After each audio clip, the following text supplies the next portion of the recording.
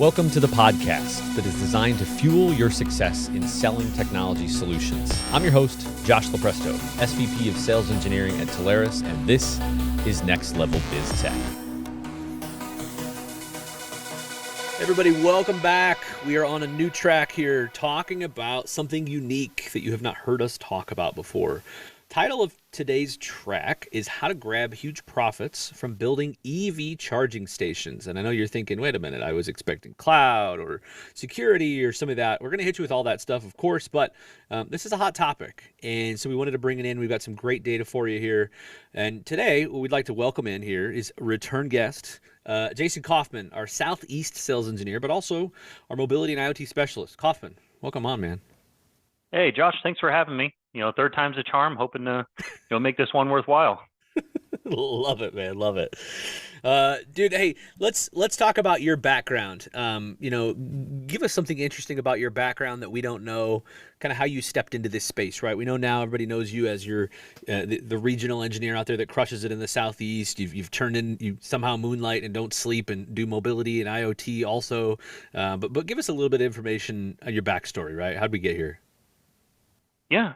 So my previous role at the end of my tenure there, I ran the operations for a desktop as a service micro-organization where we ran UCaaS and CCaaS, so the whole communication suite within a VDI environment, Citrix and Azure. So I had a well-rounded cloud background. And then when I came over to Telarus, I kind of expanded on that, talking about all the different types of infrastructure, PaaS, SaaS, serverless computing. And then one thing that came big was the data analytics and management, data lake storage and all that stuff with BI tools.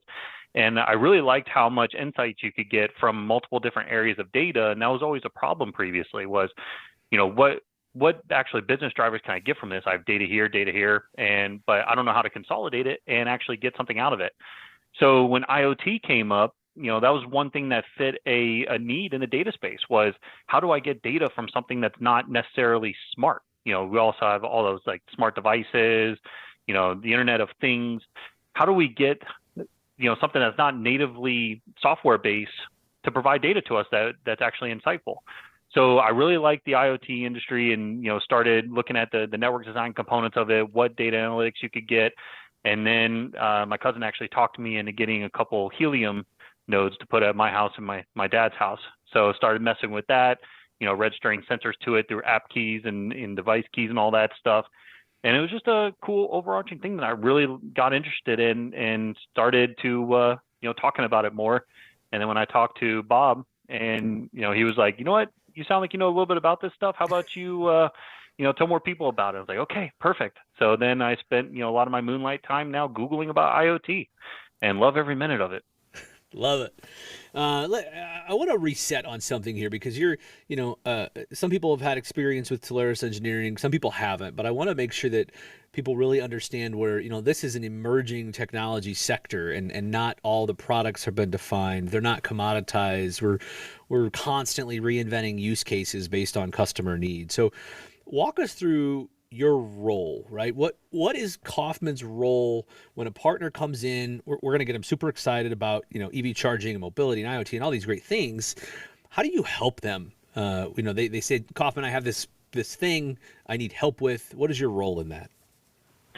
Yeah, it's taking an agnostic perspective and coming in and thinking what's possible and what business drivers are out there and not trying to fit a square through a peg hole. Because we have multiple providers that have all these great solutions, but some may fall short in one area while others, thrive in that area.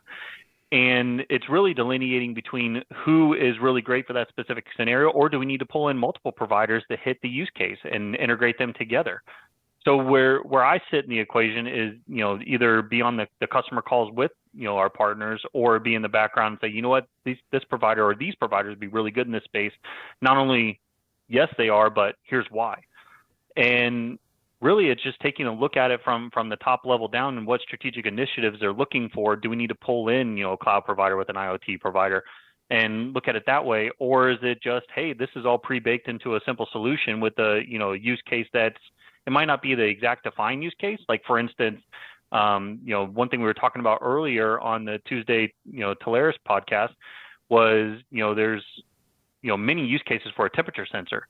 what can you monitor with temperature? A refrigeration unit, a room, even a agriculture, needs to be defined temperature. So water, there's many different things that you could do with one single sensor where it defines multiple use cases. So when you're defining all these use cases, trying to see, hey, where's this specific swim lane fit? There really isn't one. We're still defining what all those are. And one of the key points that I got from most of the, presentations that Chris Whitaker does is there's still about 13 trillion, yes, that's with the T for Telarus, trillion dollars left in the IoT market until 2025 or 2035, for actually growth and expansion there. So there's a lot of room that our partners have to get in with these customers and provide that true value. All right, so let's talk about, this is a pace of innovation, right? I mean, we talk about mobility, we talk about IoT, and we're going to get into the EV charging specifically. But what are you finding valuable that has helped you learn this segment, and how have you applied it, right, to really help you keep tabs on everything that's out there with this big, this big box of Legos? Yeah. So one is constant communication with the providers, because they do the best. So being in the know and having, constant interactions with them. Hey, what's the latest and greatest? What are you seeing out there? What use cases are you guys currently selling into? How are you doing it? What talk tracks got you to the finish line to overcome any objections that the customer had? That's really where the latest and greatest sits is, how do we actually make this an impactful conversation for a customer rather than saying, hey, do you need IoT? And one thing that I always do as well is, in the morning when I'm setting records in the gym, I'm listening to podcasts about all the latest and greatest tech out there from the cloud, because cloud's very important in this scenario, because AWS and Azure are consistently upgrading their native support for IoT and what they're doing from an internal AI and development phase. I mean, everybody has that events hub where everything can send to, and then you have the integrations with the specific sensors. But what pre-baked scenarios do you have once you're in there? And then, GCP pulling their stuff out of, completely, getting rid of their IoT platform this year. So it's good to be in the know there as well, not only from the cloud side of the house, but IoT with our specific providers. Love it. It's good. Yeah, I mean, you're probably in the most emerging segment here, so there's definitely a lot of stuff to pay attention to. All right, let's talk about EV charging. We a lot of people grew up in this space where we had just a couple products to sell, and it seems like every Telarus event we get together, we're talking about new things on the checklist that we have that we can help customers with. And one of those things that you brought to light, and I said, are you serious? The first time you brought this up is, hey, by the way, we can do this now. EV charging, right, where we're going with electric and that whole movement, we can do this. We can build it. We can profit on it. We can help. And there's so much to unpack here. So I'd love to hear it from your perspective. How do you see partners tackling this? I mean, this is a new thing for our space. So walk me through gotchas, how we tackle it, how you're seeing people approach it, and what's working. Yeah. So just like you're saying, there's a lot of mandates that are coming down on EV chargers and where they need to be placed. Like car dealerships are one. You need to get on board. You need to get out. Ford actually make that very public that you need to have EV charging stations on premises, or else they're not going to support you anymore and probably get you new cars. I haven't really seen anybody not do that, so I don't know really what the ramifications are. But I mean, those are real threatening words that are coming down. And we're also seeing EV charging stations being put in municipalities, hospitals, hotels, MDU spaces for apartment buildings. I mean, there's many different applications for it. The only qualifying question is, do you own the land, and do you have a lot of, really any need for EV charging? One of the big talking points is, hey, not only can you provide this service to somebody, be able to charge your vehicle there, but you can actually charge them for the electricity that they're using. So it's not just a cost center for you. You can dictate how much you're charging them, and then all the payment and processing goes through the EV charging platform itself. So there are immediate economical benefits of doing this on premise. The only thing you have to really worry about is how much power are you able to push to that EV charging station. Some of the gotchas we ran up front were, between the tier 1, 2, or 3 charging stations, everybody wants the tier 3. They want to be able to charge their car in 20 minutes or less. Mm-hmm. But if you don't have enough power going to that specific area, I mean, you're gonna pull everything from that line and cause issues all around it. So that's really where the only gotchas really that happen, having a site survey and somebody going through that. But charging for the electricity, and then the new cool hotness is hey, that's great and all. I can make some money when somebody charges my station, but what else can you do to provide me revenue? And that's where that ad revenue comes in. So that's a different conversation track, because now we're less focused on how much money we can save somebody. I mean, that's been the talking track of value for us, providing more feature set, saving money on the bottom line. But now what if I can get you revenue without lifting a finger? Hey, you install this EV charging station. It has a sign on it that you can dictate how aggressive you want to be from the ads that come on it that are already defined. I mean, you don't need to go out and make agreements with any of these companies or anything. This is all one big solution. So, and none of it's competitive. So if you put it at your restaurant or something, it's not going to show other restaurants on the ads. It's going to show things that are non-competitive to you. And we're actually seeing customers make close to 100K a year, 100K a year per EV charging station with a lot of foot traffic. So all of it's defined by how many pings a cell phone gets as it walks by a specific area. That's how they judge the foot traffic. But the more you have, the more money the customer is going to get, which also the partners get commissioned on quarterly on that revenue. So now you're actually talking about opening up those budgets. What other initiatives do you have? Is it something that expands across cloud, cybersecurity, mobility, or even further IoT initiatives? Now you're opening that budget with revenue. We're actually then saving money that's ROI over time. Yeah, man, there's a lot of good stuff to unpack in there. There's some golden nuggets. I want to go back to one of those talk tracks that you mentioned, where when you think about, people go and put these deployments in, it sounds like a complicated thing, and the reality is, it's not complicated. I'm not going to say it's simple, but there's a process, and suppliers like Modus are built to be able to go and deploy and survey, and we're going to know exactly what we're jumping into, and they're going to manage it all. But I mean, as you think about that, though, what have you found that helping partners, right? Ways to kind of revolutionize what their customers are going through. I guess from a perspective of, I'm thinking about moving into this rental place, but this rental doesn't have EV chargers, right? Are you seeing, how are you thinking about kind of the environmental dynamics and the social dynamics of something like this, besides the fact that the stuff that you brought up, that, by the way, this makes you money? Yeah, so the first thing that I can definitely say, and it's better than a golden nugget, it's more like a dino nugget, is don't promise that a tier 3 charger is going to fit in every single use case. So the first part we had, a customer comes out like, hey, we want a bunch of tier 3 chargers, expense be not, and installing those out, we want the best of the best. So it all comes down to the power requirements there. One of the talking tracks that I've also heard work really well is, how would you like us to make your property more valuable? The whole push to EV charging, I mean, at some point that's going to be mandated from somewhere. I mean, it's kind of like gas stations, same thing's going to be happening with EV. We're having way more EV vehicles being produced now. I mean, every single company pretty much has at least one or two lines with it. So at some point, it's going to provide a ton of value to where it's going to be put into an appraisal assessment on some land, whether it's, apartment complex or, a shopping retail center. There's going to be another talk track to where it's going to say not only make you money, but also make all your assets more valuable. Yeah, that's a good point. It's just such a different conversation. If you look at all the things that we can go to market with a customer, via a partner, how many of them are there that we say, by the way, this improves your property value. By the way, this makes you money. By the way, this makes more people want to come to your facility. It seems like such a no-brainer, such a land grab.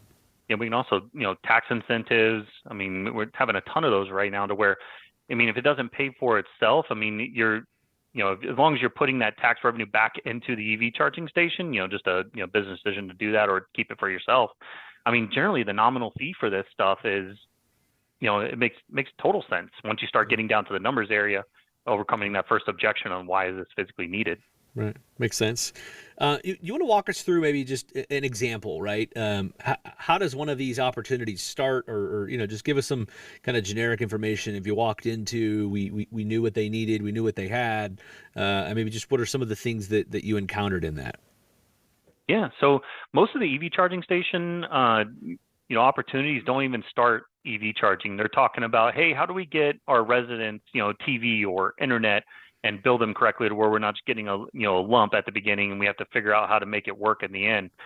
And then how do we monetize some of the assets that we do have? One of the first things was putting Crown Castle to come in and do the lease rights up top and lease the rooftop to Verizon, AT&T Mobile, or some other carrier that come in, some private network, and get some value to the customer there. it all starts with, hey, how do we either make this more efficient, or how do we make money here because we're struggling on getting the revenues that we had last year. So the apartment building complex, that's kind of where we start there. From a restaurant perspective, a lot of it is, hey, what do we do to keep people in the restaurant longer? So we actually have I live in Venice, Florida. We actually have a restaurant down here, a burger joint that right off the interstate, who installed Tesla chargers because they want people to come charge. It takes, on average 30 to 40 minutes to charge up a Tesla. So you come in, plug in, and then you go in and get a burger, and they're seeing sales skyrocket through the roof. So there's also business impacts to where, hey, you're actually you're forcing somebody to stay there. You're providing them value. Are they going to sit in their car and watch Netflix the whole time? No, they're going to come in and get a burger and some fries. So it's kind of thinking other methods of getting revenue rather than just the normal day-to-day operations that they're solely used to. That's kind of where, hey, have you thought about getting revenue this way? Okay, well, how much effort is that going to be involved with us doing it? It's like, oh no, you just sign on a dotted line. We'll do it from there. Yeah, it's interesting. Yeah, so many different ways to generate. I think opportunities, have conversations, add value. Lots of great stuff there. All right, as we wrap up kind of the back half of this track. So let's say I'm a partner, right? I understand this. Maybe I haven't pivoted into this space yet, but I'm realizing, okay, it sounds like my prospects are multi-dwelling, restaurant, gas stations, that kind of thing. Correct me if I'm wrong on that, but then maybe also button us up with, how do I start this conversation? What do I do to decide, oh, yeah, this is a great fit, I need to bring you in? So getting the upfront information is probably the most important part. So you can go back to the customer with a compelling story on, hey, if you look into this, there's some estimations that, you could potentially get this much revenue, because that's where the driving is. How much money can you make the customer? So getting that address and, getting with Modus, who is our partner of choice here for the EV charging stations, and letting them know, hey, this is the customer I'm working on, that, this is their name, let's register it, but also here's their address. How much foot traffic do you guys see there within the fancy tool that they have? And how much ad revenue do you think that we could get them? Because I want to go back to this customer and say, hey, based on your parameters that we have here, we went through all this due diligence to find out how much we could provide value here. Based on this information, we think we can make you this amount of money, and this is what's going to take from you. And defining that type of process that we talked about, we'll come out and do a site survey. We'll make sure you have the power requirements of what you're looking to do there and give you the options. We'll look into what tax incentives you have in your area. You may already know them. But then ultimately, this is going to be a full managed service. We're not going to ship you an EV charging station. You got to go out and lift it on a forklift and get it put in yourself, a couple of Phillips screw heads and call it a day. We're going to be able to take this thing soup to nuts and get you completely discovered, installed, and supported then on. You don't need to worry about any connectivity issues. All that stuff's done via cellular built into the unit. So really, it's an easy button to get you revenue. And it's just defining that story and painting a picture in their head, how easy it's going to be for them, and then what they're expecting to see afterwards. If you do that due diligence up front, you can really do a compelling story. It's a good point. I mean, it reminds me of one of my favorite strategies that partners used to use when UCaaS was just kind of flying off the shelf in the very beginning was walk into a customer's environment, or look at the phones that they have, or call them, try to see what the experience is like, try to get through to sales, try to get through to customer service, and then try to do it with their competitor and help them paint a picture of where are you at in the market, and where do you want to be relative to where your competition is, and does that matter to you, right? Do you want to be number one? Do you want to be number two? And so I think this is just more technology to further that agenda and help differentiate these customers and generate them profit. I think it's awesome. Great stuff. Okay, final question here. As Kaufman looks into his magic 8-ball, we're in a pace of change, especially in an industry like yours that is rapidly changing. So we can't look out too far. But if we look out a little bit, let's call it 12 months, let's call it whatever, is the best advice to take that conversation in that track that we've just mentioned? Is there anything else that you want partners to be aware of, hey, keep an eye out for this over the next 12 plus months, or what are your kind of final thoughts there? So EV charging stations, I see more options coming out. Multiple different OEMs under the hood, multiple ways to drive revenue for customers and partners. So from that one, I think we're just going to scale out and, get more options there. From an IoT perspective, just like the last podcast we had on IoT, I think really the biggest improvement we're going to see is from the AI and ML analytics. I mean, with all the new AI technology coming out and the mainstream media hitting it, ChatGPT, for example, I mean, everybody's big push for AI and what it could do to simplify everyday living, not just from a business perspective, but from a traditional user space, residential or commercial, what can it do to make our lives a lot easier, more efficient? I think we're going to see a lot of that from the IoT space because it gives us insights to where we didn't have them before, and how much you can automate by seeing something from a sensor or a video camera and then have it do something specific after that. And also, I think we're going to see a bigger, more baseline analytics from video AI. So not only establishing a baseline on either who someone is, what something is, the color of something, behavioral analytics, but then driving, something on that, some form of automation remediation task based on that, whether that's tracking, notification, or just for business insights to sell to a marketing company. So I think there's a lot there that we can do too. Love it. Good stuff. Lots to unpack. Lots of great stuff here. Lots of, I call them golden nuggets. I guess we're calling them dino nuggets now. I'm going to have to go stop at Costco this weekend and probably get some of those. But Kaufman, hey, man, lots of great stuff. Appreciate you coming on, buddy. Yeah, thanks for having me. And I do want to clarify one of my statements earlier about setting records in the gym. Obviously, if you've met me before, it's not, lifting many weights. It's more just taking a nap or longest time spent at the drinking fountain crying. So yeah, thanks for having me. Always enjoy being on the podcast, and hit me up if you guys want to learn more about mobility, IoT, and make some money. Awesome. Love it. Okay, everybody, that wraps us up for today. EV chargers, profits, more, mobility, IoT, lots of good stuff. I'm your host, Josh Lopresto, SVP of Engineering, Jason Kaufman, Mobility and IoT, Telarus Sales Engineer. Next Level BizTech has been a production of Telarus Studio 19. Please visit Telarus.com for more information.